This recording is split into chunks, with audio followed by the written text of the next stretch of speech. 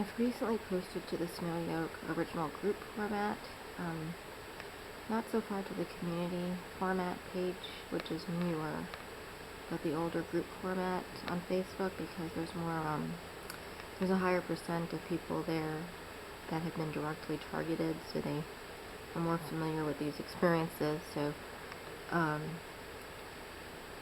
it's neither necessarily a good thing or a bad thing. It's just it's a different population. I'm just hearing something in the background I'm listening to. So, some things I realize that they're more likely to understand, and other things that are more for like people that haven't experienced it directly. I put on the other format sooner. So I recently posted there about a surge in the sound frequencies, and it seems so non-random that I just can't believe anymore it could be random. The specific part of my brain that literally feels sore as a result of the harassment with the neurologically disruptive sound frequencies, and I've noted before that they're concentration impairing as well. And what I've learned is called the Wernicke's area, WERNICKE''S, and it has to do with probably among other things, but I remember it has to do with primary language functioning and short-term memory. So I guess the functions affected also seem so beyond what I could believe to be coincidence, and there's been a surge in that as the Bioethics Commission meeting in November 2012 is getting closer, and now we've got this mysterious flashing light in the sky again. What I worry about is it's so dark that sometimes I worry it just looks like a dot or something on a black screen. But I am shooting straight through the sunroom window, looking out to the back. This is right over the lake I'm looking at. And see, there's our willow tree coming down to there. I'm at 3.7 times zoom is all, so I'm not using any digital zoom, only the optical zoom. And then there's the, looks kind of greenish, but it's a relatively yellow light. And it's next to what looks quite bright and light, almost white, but a blue colored light there right next to it. They've had that going for months now. It used to be like one light that was a combination of the two colors, but much more green, which is really a combination of the primary colors in the color spectrum of blue and yellow. Evenly mixed, they make true green. And now they've had this there, the yellow and the blue, and they do seem to be of equal intensity, and I think that's not a coincidence either.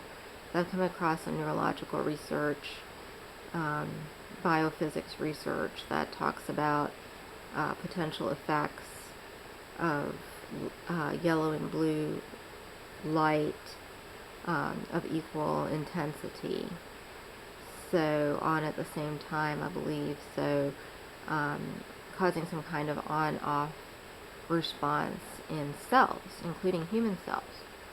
I don't think limited to human cells, but including human cells.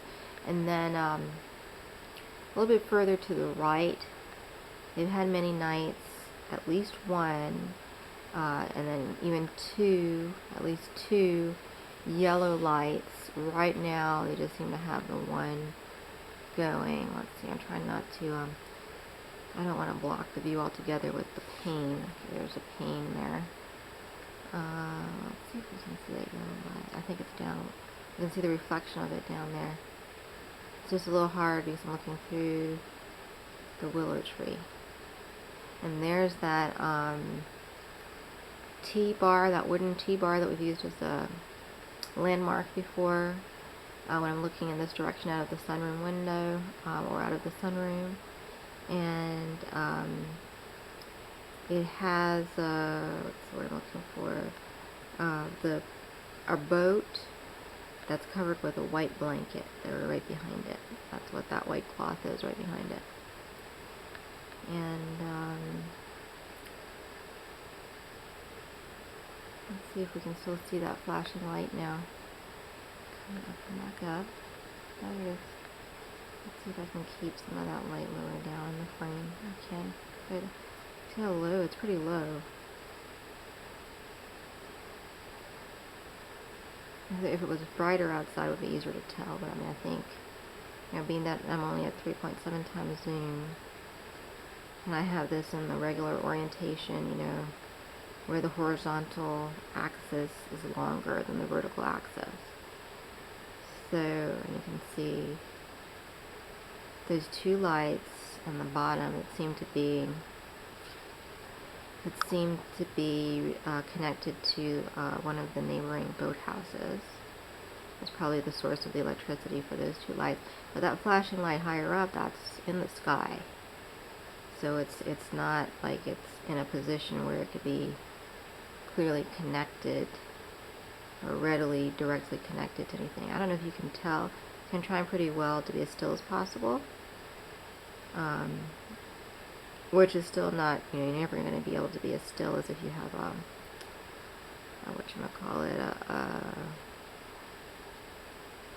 tripod hooked up. But I'm being still enough that you could probably tell that that's been moving since we started this recording. It's not windy right now out there at all, so it's not the I don't see the leaves of the willow tree moving. Let's see if we can get a bit more light and you can see the leaves better. See how still they are.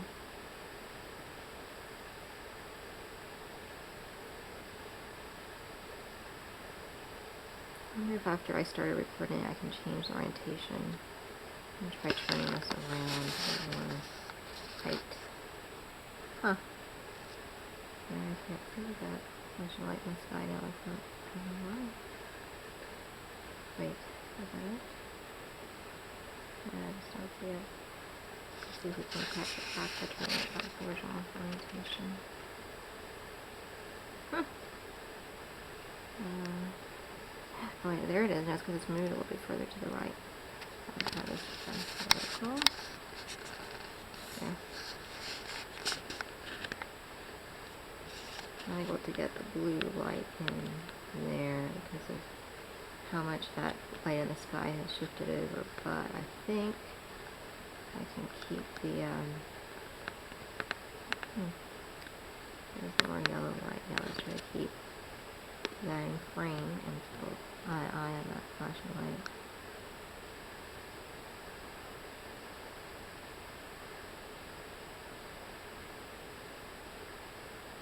One of the things that brought me out here was actually the sound.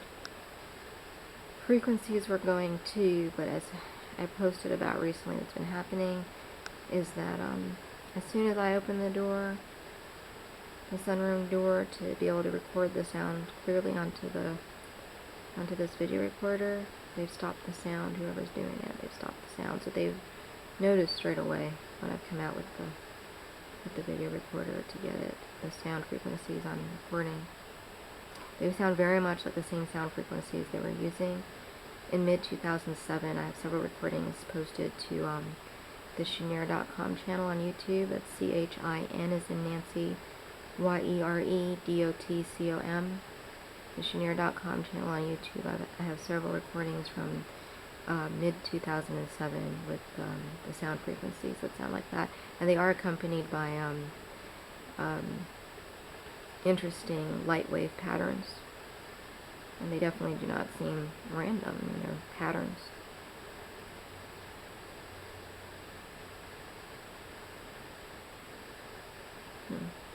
I think that light now is just, I was going to say I'm going to shift it enough that I can't hit it in this frame anymore, but I can. Let's see how long that lasts. Huh.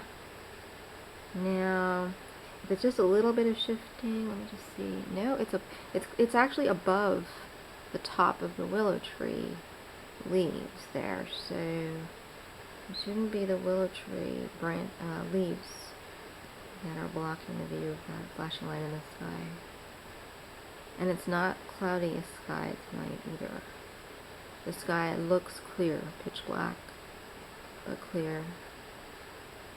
It is close to 3 o'clock in the morning right now. On early Saturday, July 28th, 2012. Possibly the 27th? It's definitely Saturday, but I think it's become the 28th.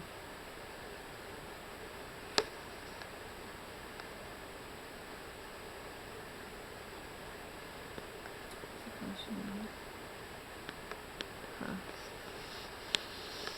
We might have gotten to where we can see it now.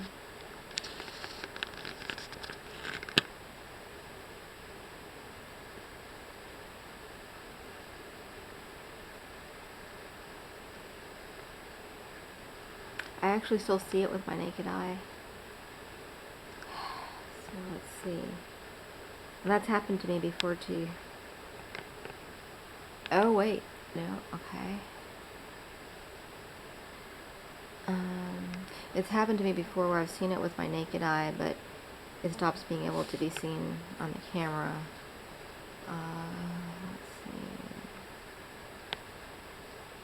No, now I'm not seeing it with... Oh wait, I've seen it where I'm not seeing it, and then where I am seeing it with my naked eye, it's like coming in and out. And now it's just completely out. Okay, so I'm not seeing it with the naked eye either, so let's just, let's get a better look at both of those